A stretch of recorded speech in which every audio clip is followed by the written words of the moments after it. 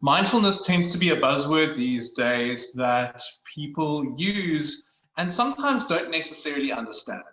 And it is my opportunity to get to spend a little bit of time with you today to discuss what mindfulness is, what it can be, what benefits it has for you, and just how to practice this thing called mindfulness. My name is Ryan Edmonds, and I have had the privilege of spending most of my life, even long before I was an adult, practicing and also teaching in various forms of meditation, mindfulness, progressive relaxation, and creative visualization. It was only after I studied psychology that I became a yoga teacher, both in the classical Hatha yoga system and also within a Kundalini-based yoga system. And I'm now the principal instructor of the Ishta Yoga School in South Africa. Along with my yogic and mindfulness work, I run a corporate wellness consultancy practice where I go into businesses and schools as well, public hospital sectors. I work with the police. I work with anybody who wants to learn just how to feel more calm and centered within their lives. Now, this idea at the beginning might sound a little bit fluffy and light to some people, but I do feel like in this current world where we are experiencing so much intensity of emotion, of thought, that just to have some very basic tools to start with, just to find some semblance of clarity, of direction, maybe even of sanity or creativity could be the difference between being held back from moving forward and adapting to the shift that we're currently experiencing, or making the most of this experience. So right now at the filming of this video, we are currently still in the lockdown phase globally. And as a practitioner and student always of the mental health sciences and arts, as well as those parts of life where it's just a little bit more tuned into natural rhythms, because that's what yoga really is at the end of the day. It's tuning ourselves back into natural rhythms. I'm seeing more and more that because the world is divided into a state of the four modes of panic, really: fight, flight, freeze, and faint. And most of you will have heard of fight and flight, I'm sure. But some of you might not have heard of the other two, freeze and faint. Now, let me explain a little bit first about what mindfulness is for the benefits of this specific talk. And then we're just going to go and touch into it because there's so much depth and excitement to this topic that I would love to teach and share with you one day in the future. But for now, we're just going to give you an overview. Mindfulness is a very new word of something very old. And it basically, right at the end of all of it, it means just being able to be completely present with where you are. Now, that might sound easy, but for most people it's not. And over my years of having taught mindfulness and meditation, I know that the first thing that people say to me is, Ryan, I just can't do it. My mind is too busy. I know that. The mind is made to think, and it's doing a good job of thinking. So we're not asking the mind to stop thinking. We are asking the mind to be more focused, to be more present, and therefore to give us more actually at the end of the day, whether we are working or whether we're spending time with our loved ones or doing the things we love the most. Because if your favorite thing in the world is cycling, for instance, but when you're on the bike, your head is in the office, and when you're in the office, your mind is with your partner or with your family, we're not able to just be completely present, are we? And it's in that presence where we have the most capacity. Our brain is able to operate at highest optimal functioning, and we have clarity of thought and creative thinking, and we can find problems and sustainable solutions to problems and challenges.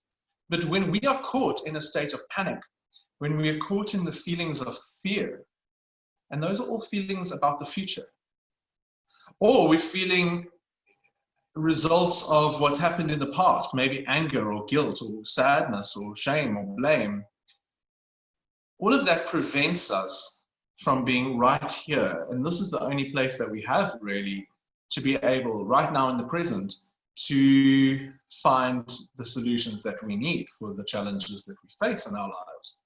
So I would like to share with you some easy tools, some implementable things that you can start doing right now. And we're going to share and play and realize that this can also be fun as well.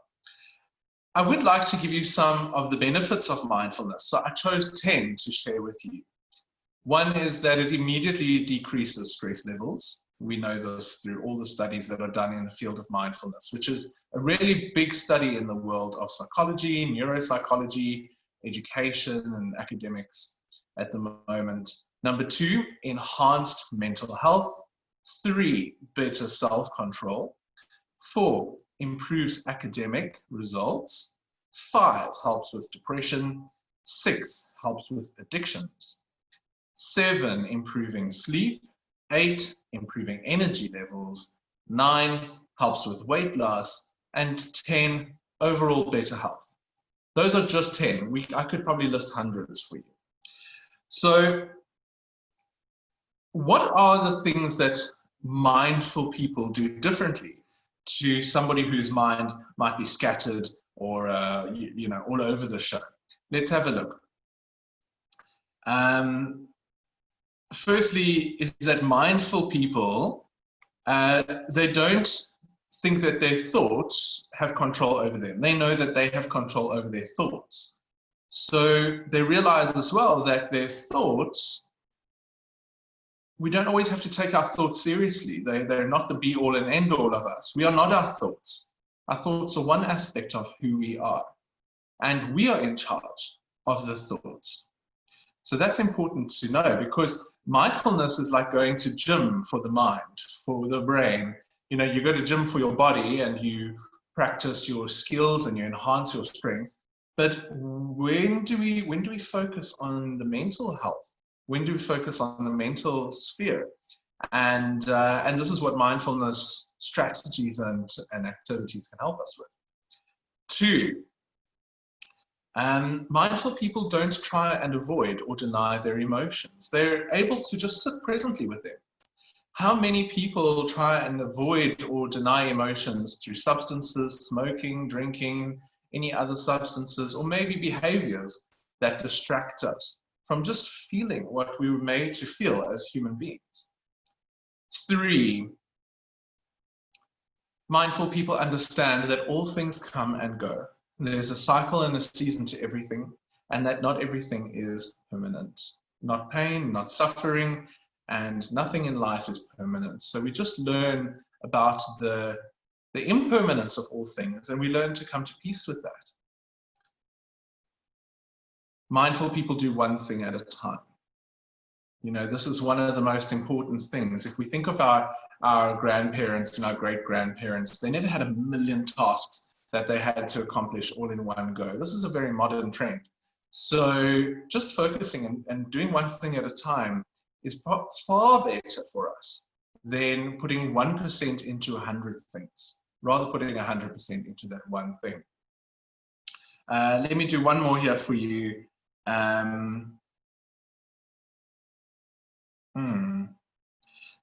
like this one. They practice being curious. You know, there's a childlike playfulness that comes through curiosity. If you think of a child, or when you were a child, you could pick something up and I'm looking for something. Okay, I'm finding a simple spoon.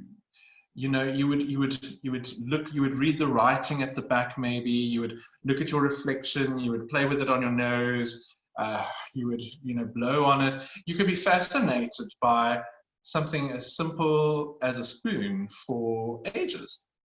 But as an adult, we tend to just be so busy trying to process so many things that we don't just really sit with something. And that could be a book, or a conversation with a loved one, or even something like driving or reading, researching, studying, whatever it is. A curiosity keeps us present. So that's another thing. And mindful people really allow themselves to slow down. We can allow ourselves just to slow down, because whether we slow down or speed up, we usually end up accomplishing actually probably less when we do things faster. Just because you're busy doesn't mean you are being productive, as a friend of mine often says. So because today is less about the theory and more about just giving you some tools. What are 5 ways to handle negative thoughts? Let's take a look at that. 1, be conscious of your thoughts. All right. As soon as you find yourself thinking a negative thought, just realize that you can stop that thought. You can stop that thought. You don't have to go down that spiral. You can just stop it. And the best way I find is just to shift your focus to something that you prefer. Maybe in your current environment, maybe sipping on the tea and tasting the sweetness, or shifting your thoughts to something that you're grateful for. Number 2, keep busy. So what this means is, if you're having a lot of negative thoughts and you're getting stuck in the head, take your attention out of your head and rather do something like knitting, build something, create something. Creativity is one of the best ways to get out of the mental busy craziness and into the hands. The hands work at the level of the heart. And so when we work with our hands, we externalize a lot of what we feel, and we're able to channel that energy into something, because creativity, the act of creation, is a loving activity, and it moves us out of that head space.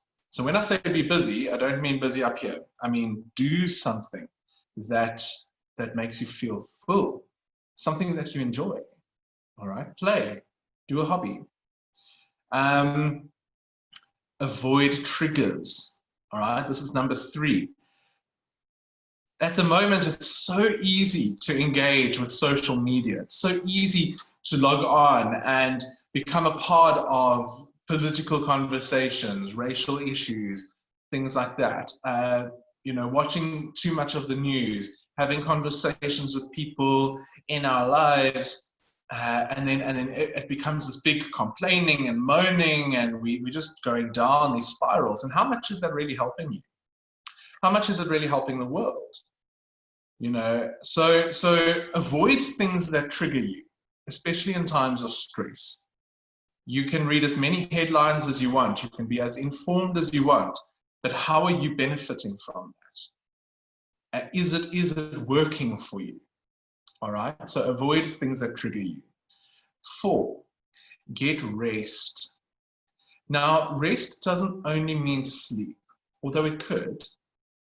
Sleep is great, but rest is different to sleep, because rest means that you can actually just step out. You can be asleep and not be restful. And I work a lot with people who have insomnia, and I use various techniques, including hypnosis, to help people to adapt, to learn to really switch off and to get restful sleep. But you don't need therapy. You just need to be able to learn what rest is. And one of the best ways to do that is just to sit on the stoep with a cup of coffee or tea, to go sit on the beach, not having to necessarily read, not sitting on your phone, just being present. Just listen to the birds. Just sit quietly and look at the view if you have one, or just take a walk. But we don't always have to keep busy all the time. And these cell phones, it's a whole lecture on its own. Number 5 is one of my favorites, listen to music. All right, listen to music that you love, that you can dance to, that inspires you. It doesn't have to be relaxing music. It can. There's so much out there. But something that lifts your spirits up, listen to music. Now, let me teach you some methods of grounding and calming. Grounding means bringing yourself to the present moment. And we know what calming is. And this is really for times of anxiety or stress, but you can use it at any time. The first one that I'm going to teach you is called a 4-7-8 breath. All right, a 4-7-8 breathing cycle. So what you're going to do, and I want you to maybe just try and do this with me now, is I want you to sit comfortably and preferably not crossing your legs or your arms, just resting the feet on the floor, spine nice and straight. And if you feel comfortable closing your eyes, do so, but you definitely don't have to.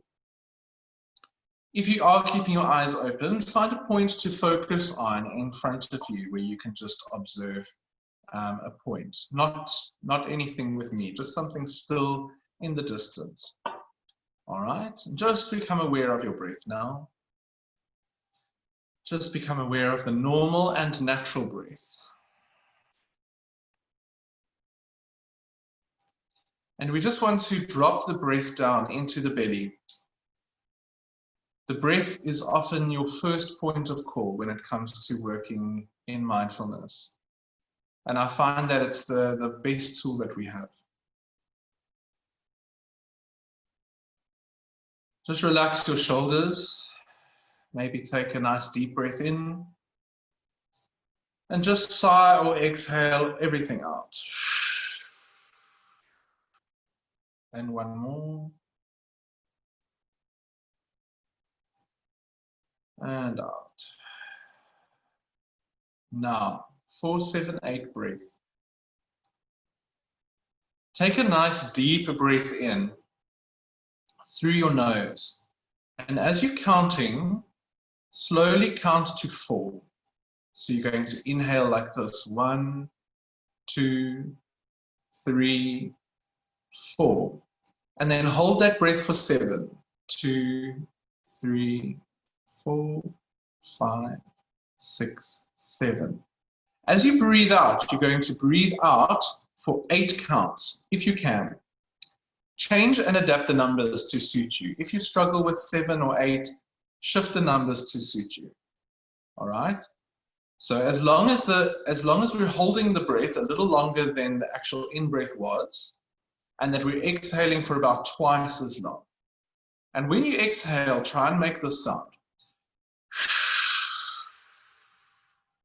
Okay. The brain registers that sigh, that whooshing sound, as a way of saying that you don't have anything to be stressed about now, and your parasympathetic nervous response kicks in, which is a relaxation response. So I want you to try it. Okay, find your rhythm, not mine, find yours. Inhale for 4. Hold for about 7. And then exhale for 8.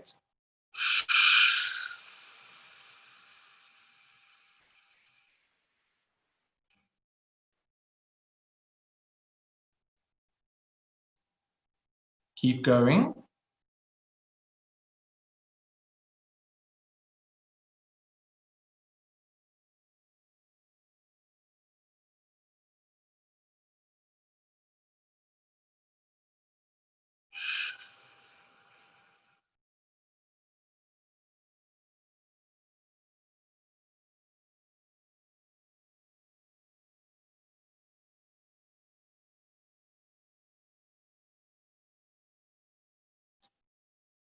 Just keep continuing with the exercise.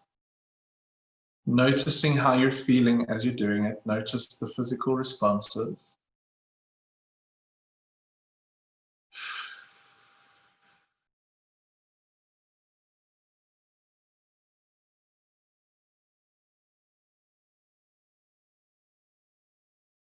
And let's do one more round together.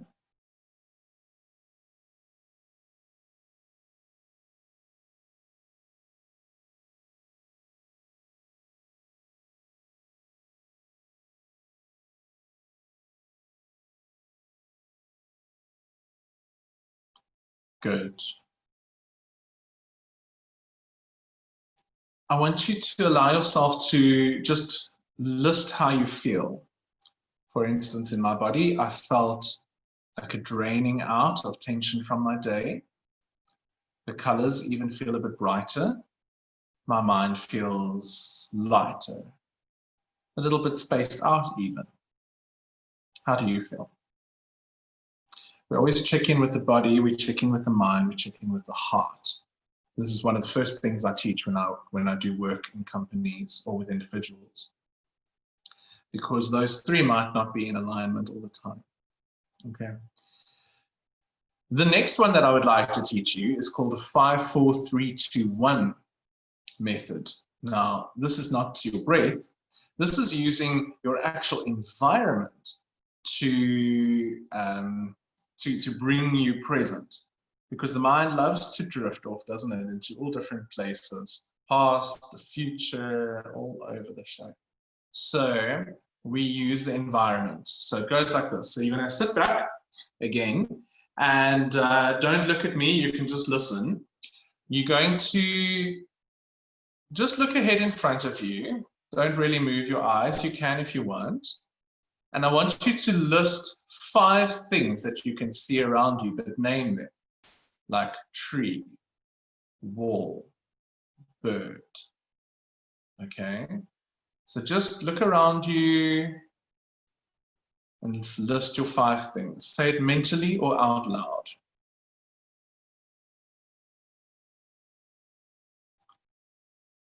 All right. Now you can close your eyes if you want to, or keep them open. Now you're going to list 4 things that you can hear, either mentally or out loud.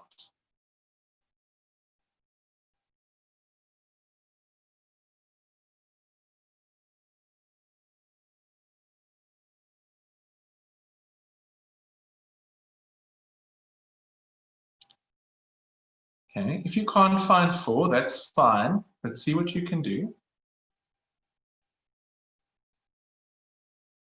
Now, list 3 things that you can feel. This could be temperature, the texture of different parts of your clothing on your body, maybe your feet on the earth, your body on the chair, maybe a breeze. 3 things that you can feel.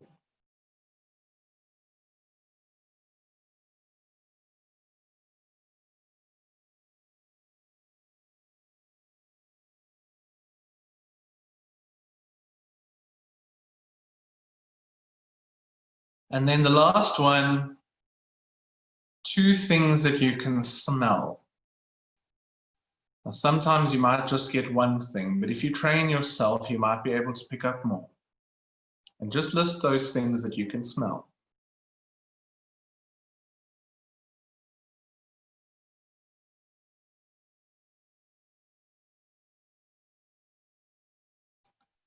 Good. So the 5-4-3-2-1 method brings our attention to the current environment and really helps us to be completely present. And you can use this whenever. If you feel like you're just flying off the hinges a bit, or your mind is very busy, it's lovely to teach this technique to kids and to loved ones, and just brings you right here. You can do it in the office, in the car, at home, wherever you need to bring yourself to presence. Okay. And then it's always nice after that exercise to give yourself a compliment or to say a positive affirmation, such as, today is a good day to have a good day. That's one of my favorites. Or, I'm safe. All is well in my world. Or a compliment, something like, oh, you're looking great today, Ryan. Or, I love your turban. And just give yourself a little compliment. It's like a little pat on the back, because we spend so much of our day berating ourselves and beating ourselves up as well. All right. Now, I have a lot to share with you, and I would love to share more with you in the future to come. And so you're welcome to contact me directly. I'm happy to work with individuals. I love working with groups, students, staff, employees, corporates. It's all my favorite thing. And I run retreats all around the world on this kind of work. But nothing excites me more than taking a group of people and helping them to find their joys through the simplest things in life that sometimes we've forgotten about. And then combining that with the cutting edge science of the nervous system and how the brain really adapts to things like time and space and pressure and stress. I have included for you a link to my audio download for a guided relaxation experience.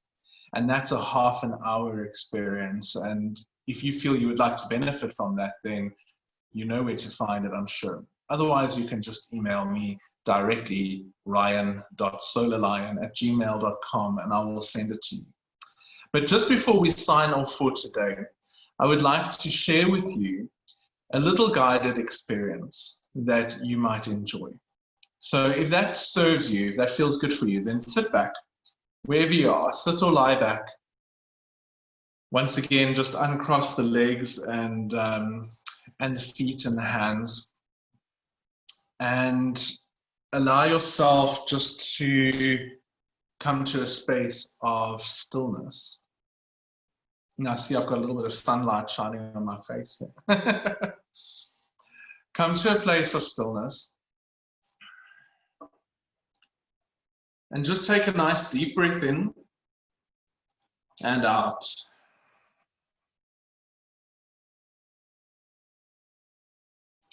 And again.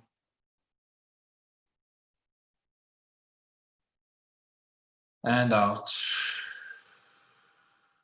Experimenting with that exhale, that whooshing sound.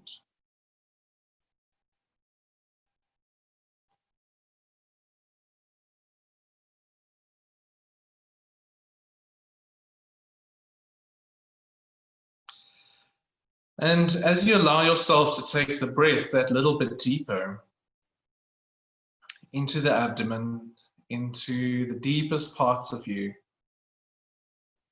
allow yourself to observe the natural rising and falling of your breath. And with every exhale, just allow any stress or tension to melt down, out and away from the body. Just let it melt down into the floor, into the earth, letting it go.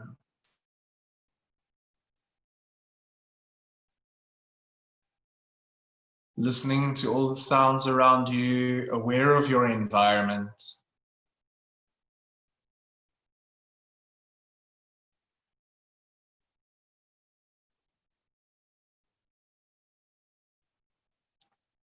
And in your mind, start to think of some of the faces of the people that you love the most. Just imagine, remember, picture or visualize the faces of people you love the most. You might be holding one or two faces in your mind. You might move through many faces.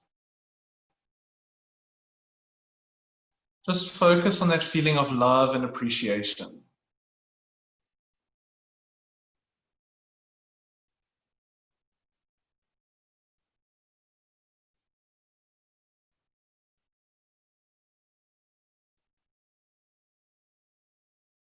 Take another nice deep breath in, and as you breathe out, relax a little bit deeper.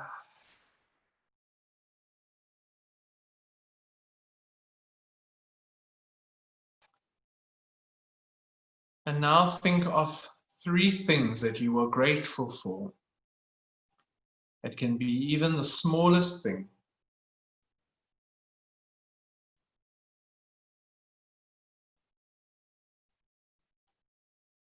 And take another nice deep breath in and exhale, relax a little bit more.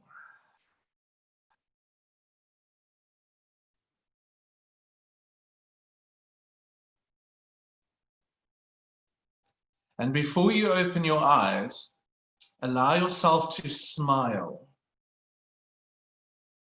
Allow yourself to smile. And when you do this, your brain registers that smile, no matter what's happening in your day, and sends a little burst of oxytocin, your feel-good, happy, loving hormone through the body. No matter what you're experiencing that day, some days it's easy to smile, some days we really have to hold it there. And breathe out once again, and as you breathe out, relax into that smile. And then slowly blink your eyes open. Take a nice deep stretch. Whatever feels good for you, move the body a bit. Look at that light dancing on my face.